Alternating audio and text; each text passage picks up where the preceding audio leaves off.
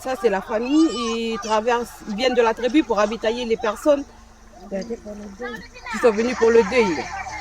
Et ils font les allers-retours. Il n'y a que ça comme moyen de transport. Ces habitants de la vallée de Wakaya nous montrent des images réalisées ici il y a quelques semaines. Si depuis 3 jours la circulation est possible, depuis le 31 décembre dernier, la population est bloquée de l'autre côté. Les épisodes de précipitation ont engendré des inondations, rendant la route impraticable. J'ai traversé à pied pendant la pluie pour chercher mes médicaments. Comme moi et mon mari, on est deux vieux cardiaques. Je suis descendue pour chercher mes médicaments. Ce matin, les habitants se sont réunis pour crier leur exaspération face à la situation.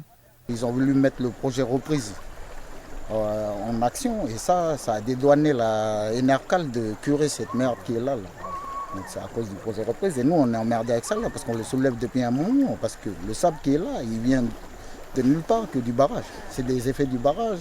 Ici, la population met en cause la société Enercal. Selon elle, les inondations seraient un impact direct du barrage hydroélectrique situé en amont. L'infrastructure a été construite dans les années 1970 sans aucune étude sur les impacts environnementaux. On a eu une grosse phase de négociation avec Enercal, la Nouvelle-Calédonie, la province, pour mettre en place cette étude d'impact-là. Et c'est nous, la mairie, qui avons porté l'étude, malgré le fait que ce ne soit pas une compétence de la mairie. C'est une compétence de la Nouvelle-Calédonie et de la province concernant les installations classées pour l'environnement et concernant la production d'énergie. Si les responsabilités sont partagées entre institutions, le maire est le premier à faire face à ses administrés mécontents. La délégation a été reçue et des mesures provisoires ont été proposées. En attendant la fin de l'étude commencée en 2016, un curage de la rivière sera commandé au Fond Nickel et une évolution de l'ouvrage déjà existant est envisagée. Rassembler, informer pour renforcer davantage la cohésion au sein de ces 5 tribus du district de Wedj, c'est l'objectif du comité Hanamoussi et Ahoun par le biais du tournoi sportif Intermood. Malgré les caprices de la météo ce week-end, les habitants de Wedj ont pu se rencontrer autour d'activités comme le football, le volleyball, la pétanque ou encore le ping-pong pour les plus jeunes. Aujourd'hui, il faut le constat que chacun reste dans sa tribu. Et ce qui fait qu'ils ne retrouvent plus cette communion ensemble entre les jeunes de chaque tribu, quoi. D'où aussi l'importance de refaire sortir l'Intermood pour pouvoir rencontrer les jeunes ensemble. J'ai appris beaucoup de choses, l'humilité, le respect et le partage. Et j'ai fait aussi de belles rencontres. Faire connaissance mais également s'informer sur les règles de vie au sein du district. D'ailleurs, le jeune comité a déjà élaboré de nouvelles réglementations tribales comme l'interdiction du téléphone portable jusqu'au collège ou encore pas de cigarettes ni d'alcool avant 25 ans en passant bien sûr par les dégradations et toute forme de nuisance dans les tribus. On s'est aperçu que 40 km/h, c'est la vitesse raisonnable dans les tribus. Les enfants de 6 à 14 ans, 15 ans, à partir de 20h, ils rentrent à la maison. À 22h, on a mis un couvre-feu. Rendez-vous l'année prochaine avec d'autres intervenants dans le tournoi Intermood pour un week-end qui allie sport et transmission des valeurs.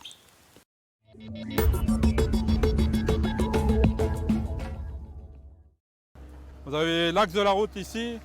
On est, je disais, 70%, voire 80% de la chaussée, c'est dérobé. Donc à partir de là, on intervient en amont avec des travaux de terrassement pour sécuriser la chaussée. Donc, sécuriser la chaussée en réalisant une déviation provisoire côté montagne, ce sont les premiers travaux qu'effectuent aujourd'hui les agents de la direction de l'aménagement et du foncier sur cette portion de route au lieu-dit Weyep.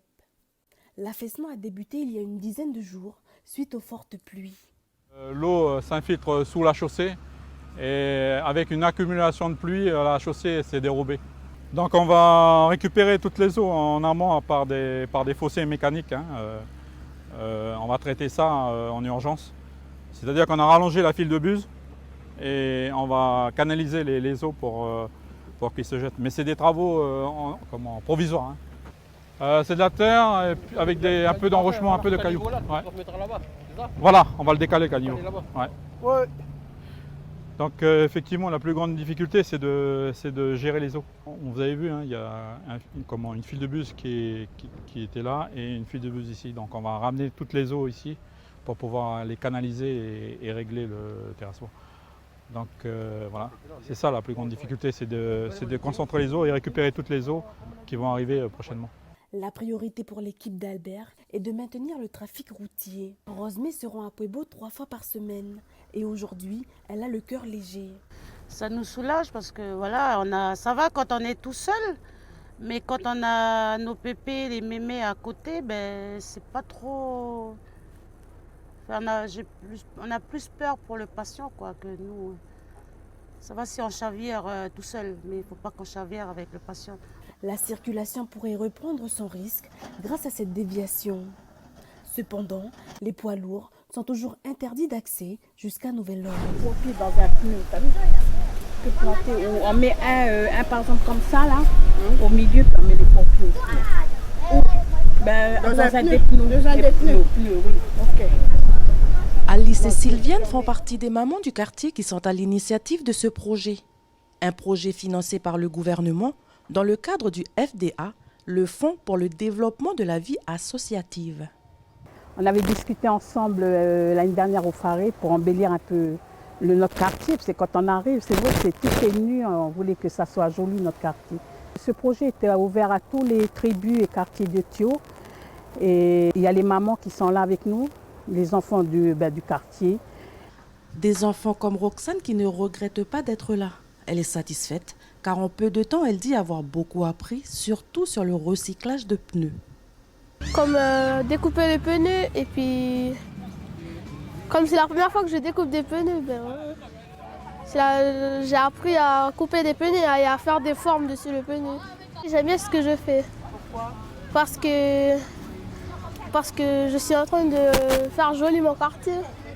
Ce projet est financé à hauteur de 350 000 francs. Les fonds ont été versés en octobre dernier, mais les mamans ont préféré attendre les grandes vacances pour réunir tous les enfants du quartier. Pour faire un peu vivre un peu notre quartier ici, parce qu'avec nos enfants, pour les vacances, on est toujours à la maison, et les enfants avec les tablettes et tout ça, les ordinateurs, ça fait que c'est juste pour les activités pour eux ici dans le quartier. Voilà.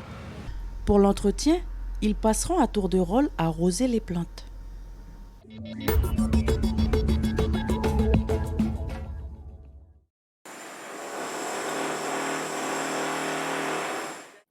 C'est dans cette pièce que tout se passe. Cela fait quelques années que l'aquarium des Lagons abrite cette nurserie de nautiles. Les adultes sont mis de côté dans des bassins spéciaux. Mâles et femelles y cohabitent en vue de se reproduire. Les œufs sont ensuite emmenés dans un autre bassin jusqu'à éclosion. À chaque étape, un bassin particulier, mais aussi une température spécifique. 22 à 19 degrés pour les adultes, 13 pour les œufs. Tout est scruté à la loupe. En ce moment, on a un petit peu plus de 200 œufs en incubation. Donc, sachant qu'entre le moment où l'œuf est pondu et où le bébé va naître, il se passe à peu près 11 mois. Donc ça dépend de la température, mais on va dire que c'est 11 mois. Donc là, on a 200 œufs qui vont arriver, qui vont éclore au fil de l'année. Et donc en ce moment, on a une quarantaine de bébés qui sont déjà nés, donc qui permettent justement après d'avoir des lots différents et de faire des choses différentes. Le nautile n'a pas évolué depuis 60 millions d'années. Aujourd'hui, il fait partie des espèces menacées. À ce jour, difficile de savoir combien il en reste à l'échelle du territoire et du monde. Et pour cause, celui-ci vit dans les profondeurs, rendant son observation difficile et la documentation à son sujet peu fournie comparée à d'autres animaux marins. Il y a quand même des choses qui ne sont pas connues malgré la documentation. C'est à quelle profondeur les œufs sont pondus, même si on arrive à le savoir, mais on n'a jamais vu un œuf par exemple en mer. On n'a quasiment jamais vu de bébé nautile en mer. Donc voilà, il y a des choses qui sont encore un peu inconnues malgré tout, notamment au niveau du cycle de vie de l'animal. Donc ça, c'est des choses qu'on peut faire justement en captivité, et de la captivité, essayer d'extrapoler et de comprendre comment ça peut se passer en mer. Le premier bébé nautile de l'aquarium est né en 2000. Rares sont les structures à disposer de nurseries de ce type dans le monde. D'autant que l'aquarium de Nouméa a été le premier à présenter des nautiles au public.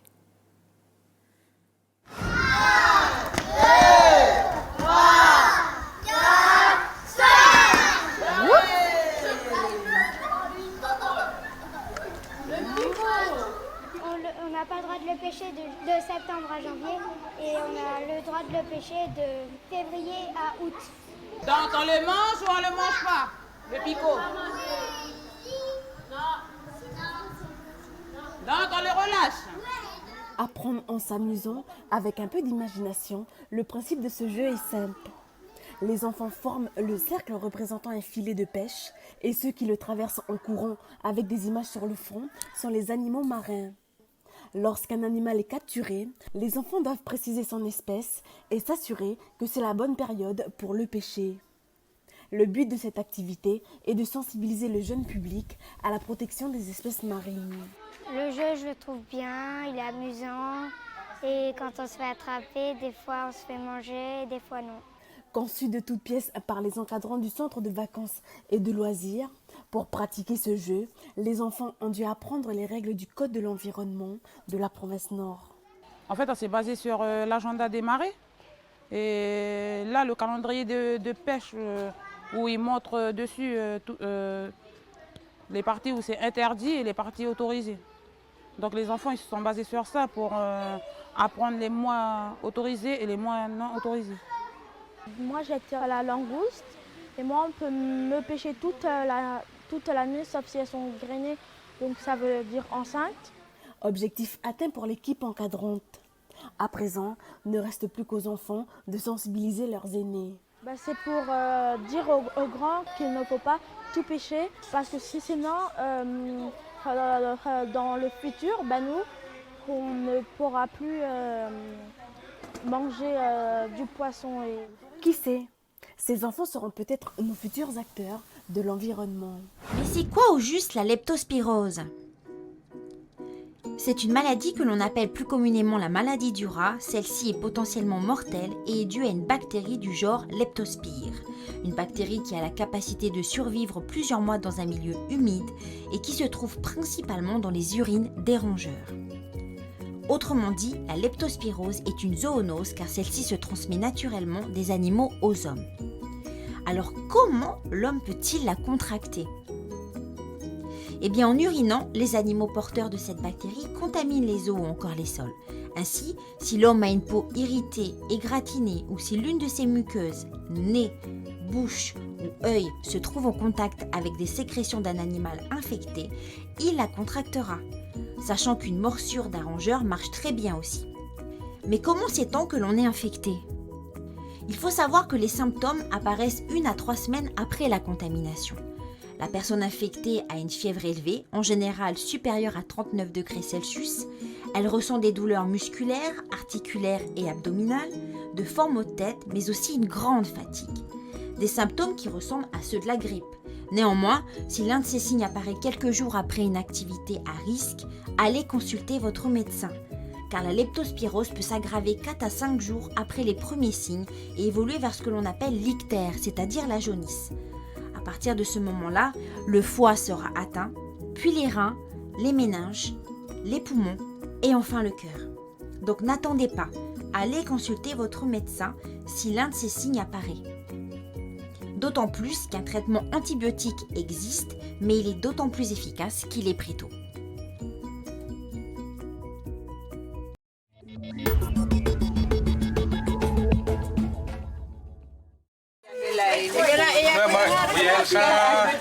Menu langouste pour l'entrée, que des repas locaux, du citron. Le repas d'inauguration est prêt pour ouvrir la 10e édition de la Nuit du Sport. En moyenne, chaque année, 400 personnes venues de toute l'île participent à l'événement. Des festivités qui rassemblent les jeunes autour du sport et de la musique, mais où l'alcool n'a pas sa place. L'alcool, il est interdit dans le site de la Nuit du Sport. Ici, même ici à la tribu, il est vraiment interdit d'avoir d'alcool.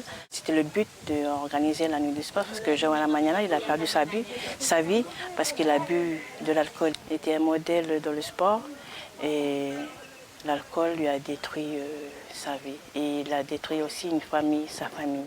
Derrière cet événement, c'est la mémoire de Jean-Nodi Wanyamala qui est honorée. Ce jeune footballeur, dont la vie s'est brutalement envolée en 2011 à l'âge de 22 ans, était l'un des joueurs les plus prometteurs de la sélection de football du pays.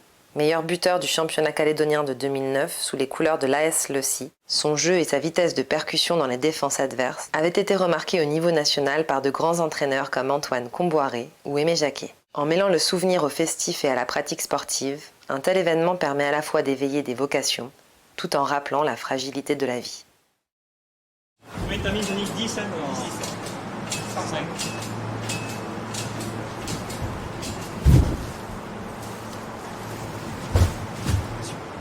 Ce sont plus d'une tonne d'oignons chargés dans ces bacs, destination Nouméa. C'est la première fois que l'association Zero Waste Pacifique, qui lutte contre le gaspillage alimentaire, se rend à Point-Bout chez Christophe, agriculteur. Bah oui, que de jeter autant que ça serve à des gens qui n'ont peut-être pas les moyens de manger à leur faim. Et puis, bon, ça fait... Je préfère ça que de jeter, c'est du gaspillage, j'aime pas le gaspillage. On repart avec une tonne d'oignons qui vont être distribués dans la foulée aux associations caritatives, aux foyers sociaux d'accueil. Et peut-être que la semaine prochaine ou la semaine d'après, on va revenir chercher, si les associations les ont consommés, l'équivalent en oignons. Selon l'agence rurale, la filière oignon souffre d'un manque de planification de la production, tout comme le souligne Christophe. L'offre dépasse alors la demande. Le problème, c'est que chaque producteur cultive dans son coin, il n'y a pas de concertation. Il n'y a pas de... On ne sait pas qui plante pas, donc on plante habituellement ce qu'on plante tous les ans. Puis après, on arrive en surproduction parce que la saison a fait que tout le monde s'est retrouvé à planter dans les mêmes périodes de plantation, quoi. 30% des 15 000 tonnes de légumes produits chaque année n'arrivent pas jusqu'aux consommateurs. L'association essaie de récupérer le plus possible de légumes afin d'éviter tant bien que mal le gaspillage. C'est surtout ce qui est intéressant, c'est avec les gros agriculteurs, puisqu'en fait, si pour se déplacer pour quelques centaines de kilos, c'est pas très intéressant entre guillemets. C'est sûr qu'à partir d'une tonne ou 2 tonnes, ça devient assez intéressant puisqu'on mutualise, on est des économies d'échelle sur les coûts logistiques. Et puis ça permet surtout de donner des légumes à un grand nombre de bénéficiaires. Première association à livrer, Rapsa, qui aide à la réinsertion des anciens détenus. Dedans, là, il y a le niveau du sorti qui va à la tribu, puis le vidange, c'est ensemble comme ça. Là. Puis en dessous, là, c'est vers là, puis en dessous, là, il y a la terre. Mais quand l'eau qui vient des mâts, là, il rentre ici, là, il rentre dedans, là. Il bouge la terre dedans. Là. Puis c'est ça qu'il envoie la terre sale sur le tuyau qui sort.